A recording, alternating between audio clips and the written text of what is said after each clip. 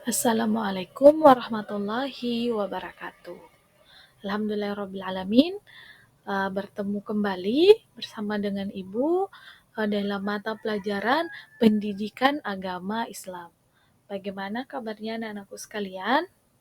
Alhamdulillah, mudah-mudahan Ibu berharap kalian semua dalam keadaan sehat walafiat. Jadi untuk hari ini materi kita tentang mengasah pribadi yang unggul dengan tata krama, santun, dan malu. Perilaku tata krama, sopan santun, dan rasa malu merupakan landasan penting dalam membangun interaksi sosial yang harmonis dan bermartabat.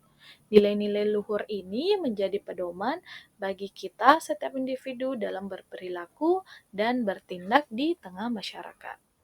Nah, ada 3 materi penting yang akan kita bahas pada hari ini. Yang pertama mengenai apa itu tata krama.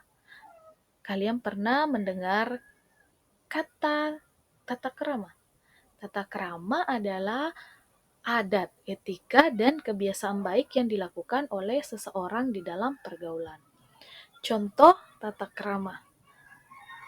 Jika kita berada di rumah, contohnya kita dapat mencium tangan orang tua saat hendak pergi atau pulang, meminta izin kepada orang tua sebelum pergi kemanapun, membantu orang tua mengerjakan pekerjaan rumah, berbicara dengan sopan kepada orang tua dan anggota keluarga lainnya.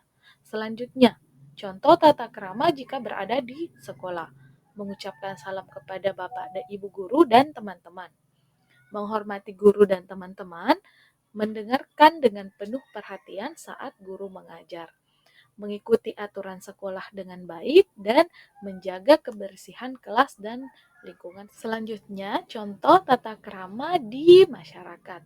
Kita dapat mengucapkan salam kepada orang yang lebih tua, membantu orang yang membutuhkan, bersikap sopan dan santun saat berbicara dengan orang lain, menjaga kebersihan lingkungan, menghormati aturan dan norma yang berlaku di masyarakat. Sub pokok bahasan yang kedua mengenai sopan santun. Apa itu sopan santun? Sopan santun adalah perilaku yang mencerminkan rasa hormat dan penghargaan kepada orang lain. Contoh perilaku sopan santun yang dapat kita aplikasikan dalam kehidupan sehari-hari. Yang pertama, saat bertanya, gunakan kata-kata maaf dan terima kasih saat bertanya kepada orang lain. Saat ingin meminjam sesuatu, mintalah izin terlebih dahulu sebelum meminjam sesuatu kepada orang lain. Selanjutnya, saat ingin menggunakan sesuatu, tawarkan kepada orang terlebih dahulu jika Anda ingin menggunakan sesuatu yang sedang digunakan orang lain. Selanjutnya, saat ingin berpendapat, dengarkan pendapat orang lain dengan saksama sebelum mengemukakan pendapat Anda sendiri. Kemudian yang ketiga, saat ingin membantu orang lain, tawarkan bantuan dengan cara yang sopan dan tidak memaksa. Nah, selanjutnya sikap yang ketiga yaitu sifat malu. Apa itu malu? Malu artinya perasaan tidak nyaman atau canggung yang timbul karena melanggar norma atau aturan sosial yang berlaku. Contoh perilaku malu yang dimaksud adalah yang pertama, malu terhadap Allah, yang mana itu merasa tidak nyaman saat berbuat dosa atau maksiat karena sadar bahwa Allah selalu mengawasi. Yang kedua, berusaha untuk selalu taat kepada Allah dan menjauhi larangannya.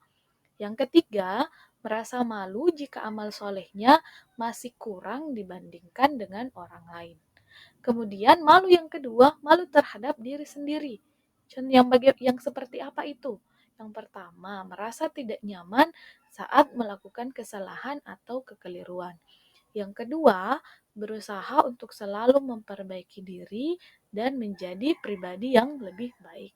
Kemudian yang ketiga, berusaha merasa malu jika belum bisa memberikan yang terbaik bagi diri sendiri, keluarga, dan orang lain.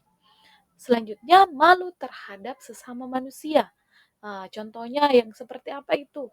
Merasa tidak nyaman saat melakukan perbuatan yang tidak sopan yang menyinggung perasaan orang lain. Yang kedua, berusaha untuk selalu menjaga sikap dan perkataan agar tidak menyakiti hati orang lain. Yang ketiga, merasa malu jika belum bisa membantu orang lain yang membutuhkan.